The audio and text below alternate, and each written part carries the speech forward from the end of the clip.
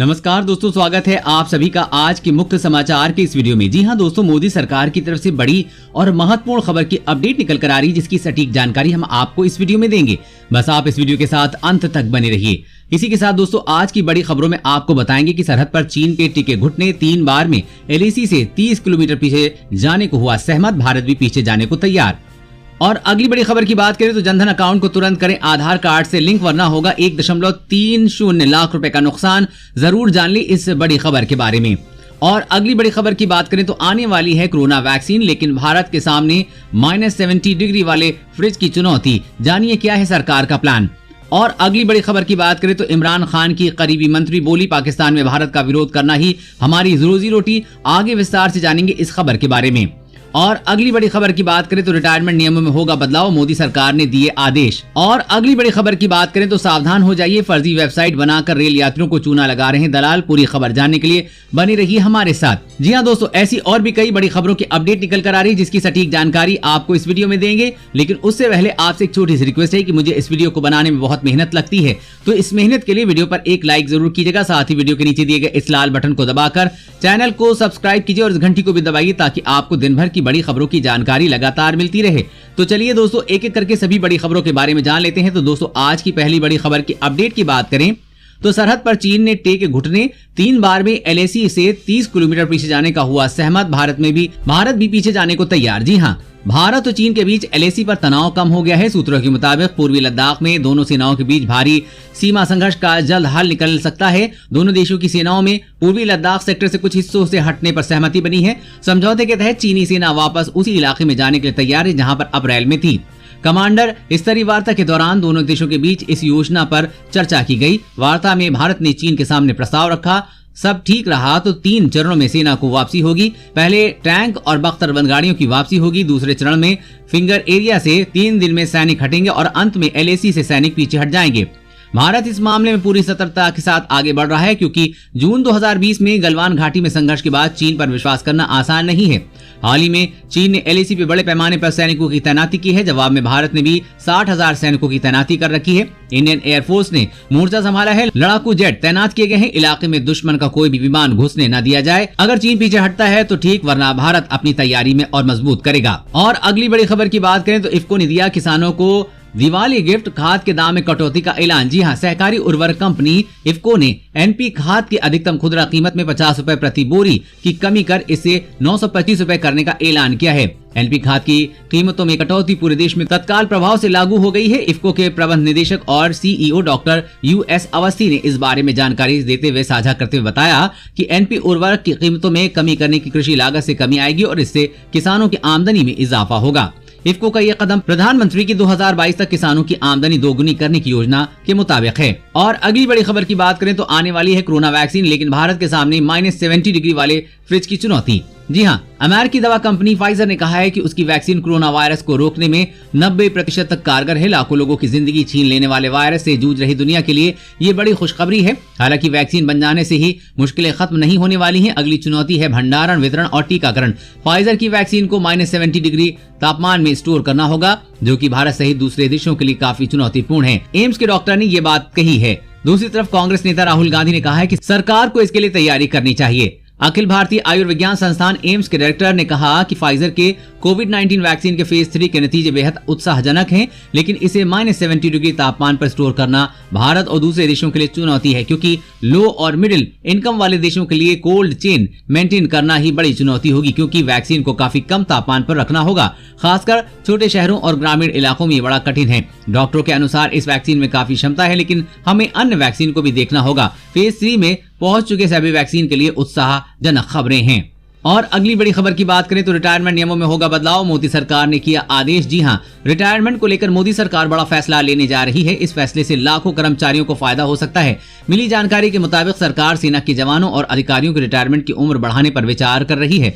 खबर के अनुसार रक्षा मंत्रालय सेना में अति कुशल लोगों को लंबे समय तक साथ रखने की नीति पर काम कर रही है। कुछ जल्द इसको लेकर आदेश जारी किया जा सकता है। इस बदलाव से कर्मचारियों में काफी लाभ पहुंच सकता है। आपको बता दें कि भारतीय सेना, वायुसेना और नौसेना में समकक्ष अधिकारियों को रिटायरमेंट की मौजूदा उम्र 54 साल को बढ़ाकर 57 साल करने की योजना है। और अगली बड़ी खबर की बात करें तो दुनिया में बेदखल हो रहा है चीन, भारत में आ रही है 300 विदेशी कंपनियां। जी हां, कोरोना फैलाने को लेकर चीन पूरी दुनिया में बेदखल होता जा रहा है। America, Japan, Britain, Germany, France के बाद अब ऑस्ट्रेलिया भी चीन से नाराज हो गया है, जिसका असर यहाँ की कंपनियों पर दिखाई देने लगा है। यहाँ की 300 से ज्यादा कंपनियां जो चीन में थी अब भारत आना चाहती हैं। आपको बता दें कि केंद्रीय सड़क और परिवहन मंत्री ने कहा कि जैसे जैसे दुनिया चीन से कट रही है, ये भारत के लिए लाभदायक होगा। उन्होंने कहा कि ये भारत के लिए विदेशी कंपनियों के साथ मिलकर काम करने का सही समय है। जापान पहले ही कोरोना वायरस के प्रसार के बाद चीन के खिलाफ नकारात्मक भावनाएं भड़काने के बाद वहां से व्यापार हटाने के लिए $2 बिलियन यानी कि करीब 14,000 करोड़ रुपए से ज्यादा के फंड की घोषणा कर चुका है। साथ ही भारत सरकार देश में विदेशी निवेश को आकर्षित करने के लिए काम कर रही है और इसका असर भी देखने को मिल रहा है, क्योंकि 300 से ज्यादा कंपनियां चीन को छोड़कर भारत आ रही हैं। और अगली बड़ी खबर की बात करें तो जनधन अकाउंट को तुरंत करें आधार कार्ड से लिंक, वरना होगा 1.30 लाख रुपए का नुकसान। जी हां, यदि आपके पास जनधन खाता है और वो आधार से जुड़ा नहीं है तो आप बेहद नुकसान में हो सकते हैं। वित्त मंत्री निर्मला सीतारमण ने बैंकों से ये सुनिश्चित करने को कहा है कि 31 मार्च 2021 तक सभी बैंक अकाउंट को ग्राहकों के आधार नंबर से जोड़ लिया जाए। अगर आपने अभी तक अपने अकाउंट से आधार लिंक नहीं किया है तो जल्द करा लें, नहीं तो आपको 1.30 तक का बड़ा नुकसान झेलना पड़ सकता है।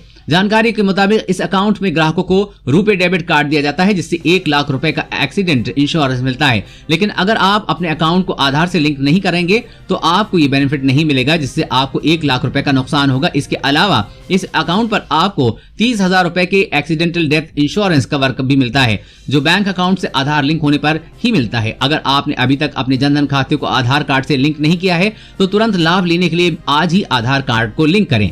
और अगली बड़ी खबर की बात करें तो सरकार का नया नियम, निर्यात के लिए दूध व दुग्ध उत्पादों की होगी कड़ी जांच। जी हां, दूध और दूध उत्पादों के निर्यातों को निर्यात गुणवत्ता मानकों को लेकर सरकारी एजेंसी से प्रमाण पत्र प्राप्त होना होगा। वाणिज्य मंत्रालय के एक आदेश के अनुसार उसने ये भी अधिसूचित किया है कि दूध और दूध उत्पादों का निर्यात गुणवत्ता नियंत्रण या जांच अथवा दोनों पर निर्भर करेगा। ये उन मामलों में लागू होगा जहां आयातक देशों को इस प्रकार के निर्यात प्रमाण पत्र की जरूरत है। मंत्रालय द्वारा अधिसूचित नियमों के अनुसार दूध और दूध उत्पाद अगर मानदंडों का अनुपालन नहीं करते हैं तो उनके निर्यात के प्रतिबंध किया जाएगा।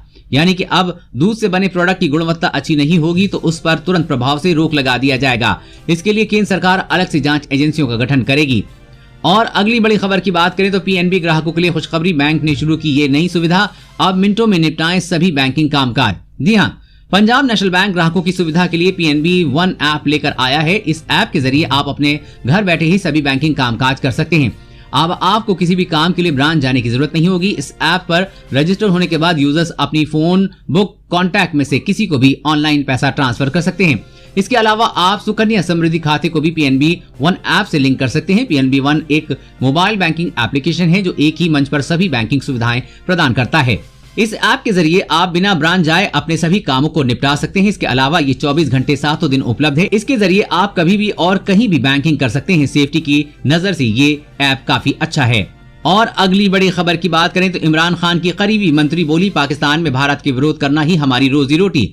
जी हां, पाकिस्तान में नेताओं की राजनीति भारत विरोध पर टिकी हुई है। ये बात खुद इमरान खान सरकार की मंत्री ने कबूल की है। इमरान खान के कारोबारियों में शुमार फिरदौस अवाम ने कहा है कि पाकिस्तान में एक एंटी इंडिया सेंटिमेंट का चूरन सबसे ज्यादा बिकता है। भारत का विरोध करना ही हमारी रोजी रोटी है, इसलिए सभी राजनेता इस मुद्दे को सबसे ज्यादा उछालते हैं। पाकिस्तानी पंजाब सूबे की सूचना और संस्कृति मामलों की स्पेशल असिस्टेंट फिरदौस ने पाकिस्तानी मीडिया के साथ बातचीत में ये बातें कही हैं। प्रोग्राम में एंकर ने उनसे पूछा कि हमने क्या गद्दारी, भारत, मोदी जैसी मुद्दों का हर जुमले में इस्तेमाल करना बहुत आम नहीं कर दिया है। इसके जवाब में फिरदौस ने कहा कि हमारी आवाम जो कि एंटी इंडिया सेंटिमेंट्स है वो चूरन सबसे ज्यादा बिकता है। जो सबसे ज्यादा बिकता है लोग उसी को सबसे ज्यादा बेचते भी हैं।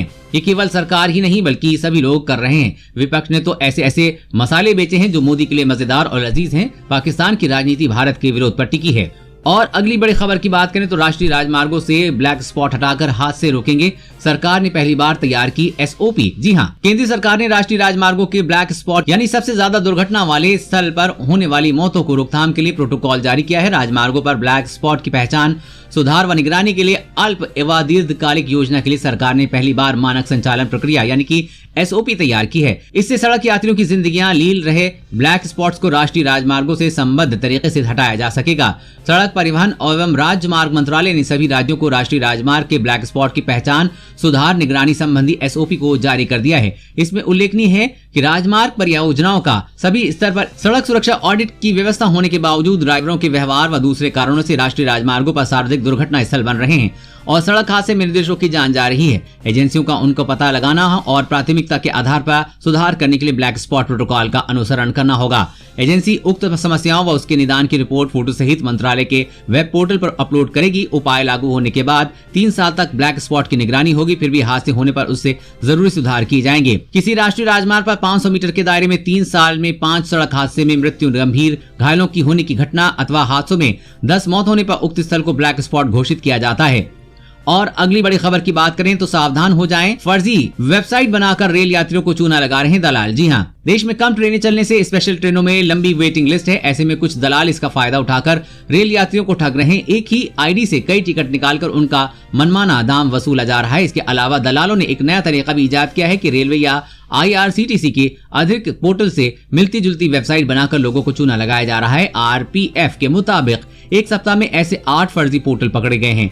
गजब ये है कि ये फर्जी पोर्टल अधिकृत पोर्टल से कुछ तेज कार करते हैं, जिसका सहारा लेकर दलालों का धंधा फल फूल रहा है। इन पोर्टल पर आपसे पैसे लेने के बाद भी आपको टिकट नहीं दी जाती और आपसे पैसा लेने के बाद कहा जाता है कि आपकी टिकट मेल आईडी पर 24 घंटे के अंदर भेज दी जाएगी, लेकिन 24 घंटे के बाद भी टिकट नहीं मिलता है क्योंकि वो रेलवे की वेबसाइट ना होकर फर्जी वेबसाइट है और इस तरह से लोगों को बेवकूफ बनाकर रेलवे के नाम से ठगा जा रहा है। आप भी इस जैसे फर्जी वेबसाइट से सावधान रहें। दोस्तों, आज की खबरों में बस इतना ही। इसी तरह हर रोज काम की खबरें जानने के लिए आप हमेशा हमारे साथ जुड़े रहें। हमारे साथ जुड़ने के लिए वीडियो के नीचे दिए गए इस लाल बटन को दबाइए और साथ ही इस घंटी को भी दबाइए ताकि आपको हर खबर की सटीक जानकारी मिल सके। जय हिंद, धन्यवाद।